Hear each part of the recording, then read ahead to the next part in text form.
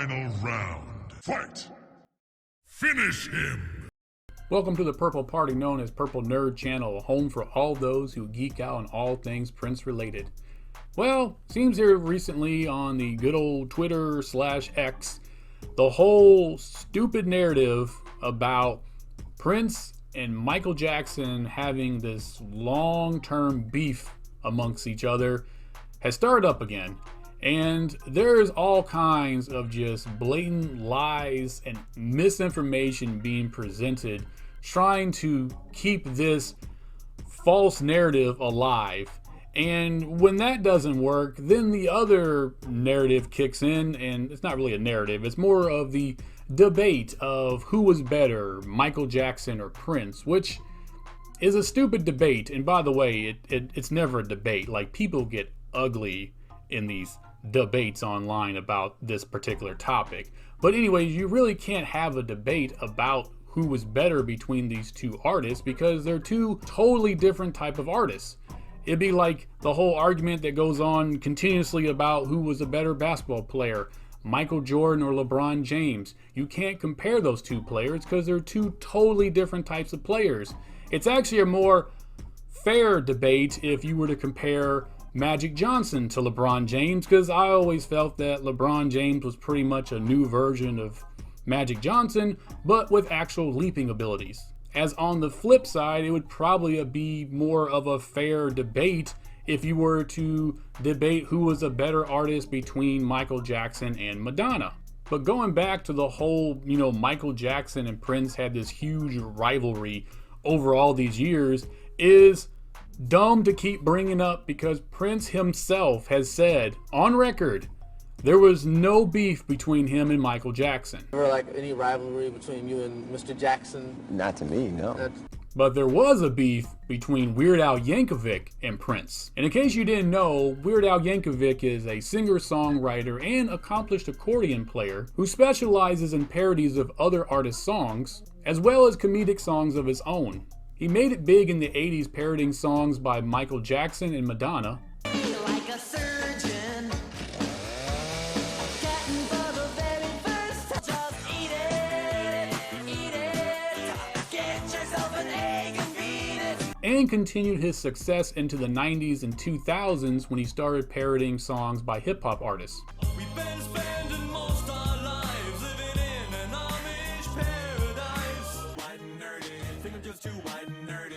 Can't you see I'm white and nerdy? Look at me, I'm white and nerdy. I've always been very impressed with his ability to write and perform songs in so many different genres. And his band is like a whole nother subject, because he's had the same band members for like several decades, and it's a really tight band that can actually adapt and recreate whatever music that Weird Al brings to them. And in case you didn't know, he's also sold over 12 million albums and won 6 Grammys. He is also a director and author and has appeared in a few films. And about a year ago, he had a mock biographical film about his life released on the Roku channel, which actually had a lot of great reviews. When it came to doing these parodies, Weird Al had one really big rule, and that was he would not do the song if he couldn't get permission from the artists themselves, which is pretty admirable because legally he didn't have to do this. Under fair use guidelines, legally he doesn't have to ask the artists for permission or get their blessing. He doesn't have to ask their legal team, he doesn't have to ask their management team or even their record label to do this. Although getting your song parodied by Weird Al Yankovic over the years became like a rite of passage, like it was the thing that you knew you had made it big when you got one of your songs parodied by Weird Al Yankovic. It's like, okay, I got all the notoriety, I'm selling out shows, I got my platinum plaque, and Weird Al Yankovic just covered one of my songs. And with all this positivity around getting your song parodied by Weird Al, in every interview they always like to ask, hey, has anyone ever turned you down? And the answer is always yes, one person, and that one person was always Prince. Yeah, the one person that consistently said no was Prince. But since Prince kept telling him no, Weird Al Yankovic kind of took it personal and decided that he would start making fun of Prince in other ways, whether it was doing photo shoots looking like this, or making fun of him in videos like this. What do you do besides write music? I can walk around and be me. Well, that certainly can take up a lot of time. Thank you. Or announcing to the world that he was now going by a new symbol, again mocking Prince. And after a decade of being told no, Weird Al Yankovic actually broke his own rule on his 1993 multi-platinum album, Alapalooza, with the song Traffic Jam.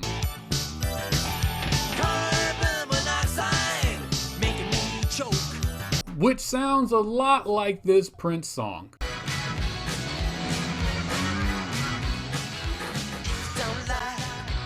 The beat and melody are identical. And Weird Al even does that technique of going in and out of his falsetto.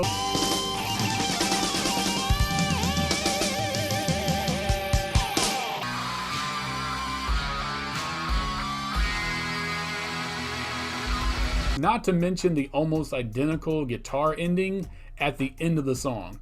But you know what the coldest part of this whole move is? Is because this song wasn't a official parody of a Prince song. Prince didn't get paid any royalties. That's right, because Weird Al was actually really good about that. If he parodied someone else's song, he made sure that artist got top royalty checks. But you know what?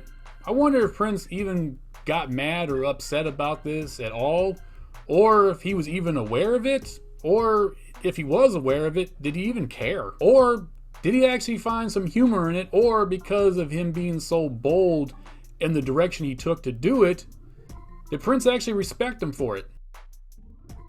But I have to say, so there's no confusion, because I'm pretty sure right now everyone thinks that I hate Weird Al Yankovic, but that's very much untrue. I'm actually a pretty big fan of his, and I actually own quite a bit of his albums, as I really dig his sense of humor.